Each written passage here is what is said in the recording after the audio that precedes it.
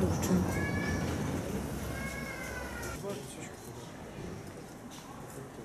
Аз карах с 20 км. 20 км, как скачихте на пешеходната пътека? Гледах да избегна, тя вървеше по средата на пътя. А вие какво правите на тротуара? Ами исках да избегна. И скачихте на тротуара? Аз пред вас, което тротуар, няма за нищо. Вие ли видяхте? Видях как да не видях. И какво стана? Аз идвам от завоя. Пил ли сте нещо? Не.